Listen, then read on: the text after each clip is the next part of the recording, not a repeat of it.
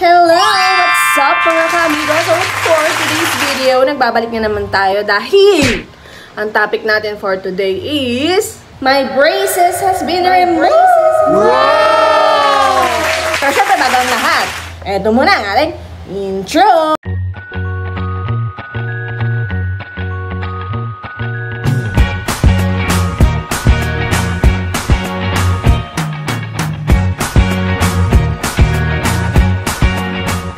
So, yun na nga mga ka-amigo, no?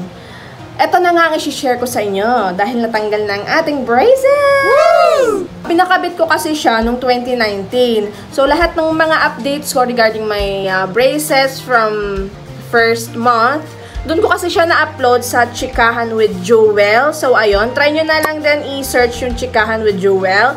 Pero ito ngayon kasing isi-share ko is dito ko na in-upload ngayon sa Laurel PH dahil hindi ko na rin maaasikaso kasi yung isa kong YouTube channel. Mostly kasi nag-upload na lang din kami sa Facebook page namin, ang Laurel PH. Baka naman pwede nyo kaming i-follow sa aming page yan ng mga ka-amigo. Punta na tayo dito sa aking braces. So, kung maaalala nyo or mabibisita nyo yung Chikahan with Jewel, pina-install ko yung braces na yon last year 2019. Natanggal siya nitong Sunday lang, I think.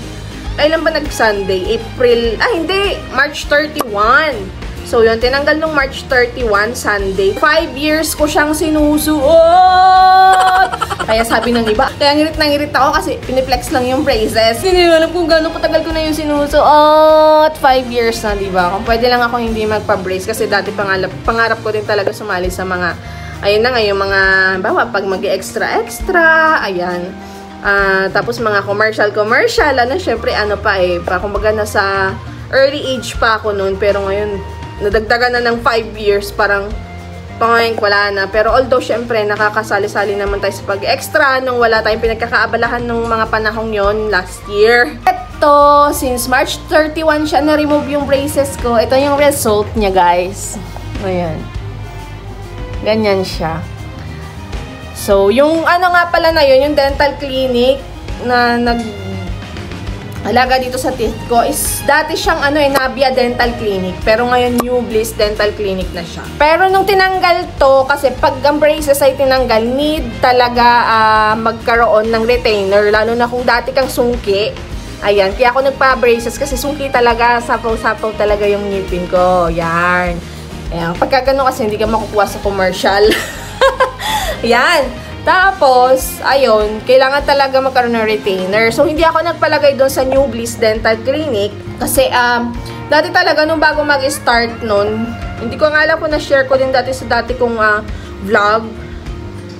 Sabi kasi nila, free yung retainer pag natapos yung braces. So, sabi ko, sige, dito na, push na, go na. At least, libre na yung retainer. Kaso, nagdaan ng pandemic, lumipas yung mga taon. Yung pala, hindi na daw libre yung retainer. So, tampo lola mo. Siyempre, diba, kumbaga, yun yung panghatak nila diba, sa customer. Kaya nga, sa'yo pumunta kasi may benefit sila at the end of the day. Ayun, hindi ko na lang tinuloy. Since may nakita din naman ako cheap yung price, doon ako lumipat. So, doon ako sa Gentry, sa may Vera Dental Clinic. Ayan, kung mahanap ko yung picture, ilalagay ko dito. Vera Dental Clinic. Kasi yung Hollis retainer nila is 3.5 yung sa lower and 3.5 yung sa upper. So, yan yung price. So, all in all, 7,000 lang siya. While dun kasi sa dating dental clinic ko is siya, 5,000 lower and 5,000 upper. So, na-refuse ko na lang, nag-waiver na lang ako doon. Then, the following week, nagpasukat na ako ng retainer naman sa Vera Dental Clinic na lang. Ayun na lang, guys. So, ayun, pwede din naman daw na hindi mag-retainer. Kaso kasi, babalik at babalik daw talaga sa dati yung posisyon ng ngipin mo. So, kailangan talaga siyang ma-maintain. Ayan. Kaya gusto ko din magpalagay. Siyempre, ayoko na rin naman bumalik ulit sa braces. Kung gaano kaya kahirap talaga mag-braces. Sa ilang taon ba naman? 5 years? Diba? Kasi, pag kumakain ka, sasabit, susugat. Minsan, may mamahamaga dito kung saan-saan mo. Diba? So, napakahirap, guys. Kung tutusin, kung ako talaga, ayaw ko siya. Kung maibang way lang talaga na para mawala yung sungki-sungki ng ngipin ko, diba? Di ko talaga i-grab yung brace. Dati gusto ko sana retainer lang. Kasi yung iba daw, ganun lang ginagawa. Pero so, Kasi sa akin, sobrang suki talaga dati. Kasi, kaya feeling ko, hindi talaga siya kakayanin. Tapos, meron pa akong mga wisdom tooth dito na binunot kasi halos hindi nga siya talaga aayos pag hindi yun mabubunot dahil kulang sa space. Yan, diba? Sobra-sobra tayo sa ngipin.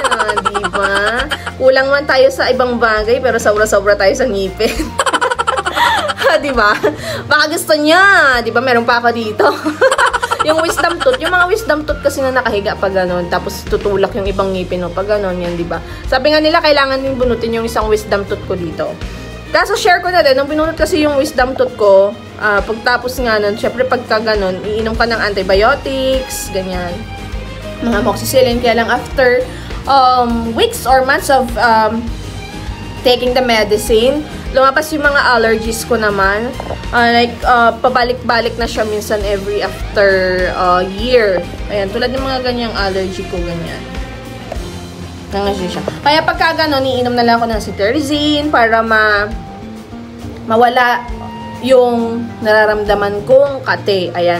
Actually, last year na wala na rin to. Yung tungkol naman dyan sa pangangati na yun, yung allergy na yan.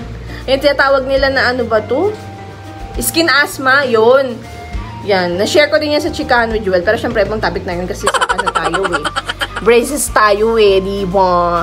Ayan, so, yun lang guys. So, masishare ko naman for today lang. Nangingi din pala ako sa dating clinic ko ng before and after ko para sana ma-show ko din dito. Kaso napaka-hassle. Kailangan ko daw muna picturean yung ngipin ko ngayon para makita daw yung improvement. Ayan, nung dinala ko nga to sa Vera Dental Clinic, sabi nung ng doctor doon, ng dentist, sabi niya, ano ba yan? Bakit hindi pa na-close yung mga open, daw? Yung mga open, basta mga open chururot ka, tapos tinanggal na daw, may mga open pa daw eh. Ayan, so ayun, sabi ko din naman, hindi nga din ako contented dun sa sa naging result. Kaya sabi ko, parang ayoko nga ngumiti kasi parang ang pangit niya. Sabi ko nga kay Dok, ayoko nga ngumiti kasi parang ang pangit, Dok. Ayan, di ba?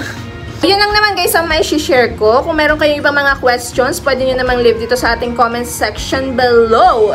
But please don't forget to subscribe, like, and follow us on YouTube and in Facebook. And see you again sa ating mga susunod na vlogs. Goodbye! Salamat!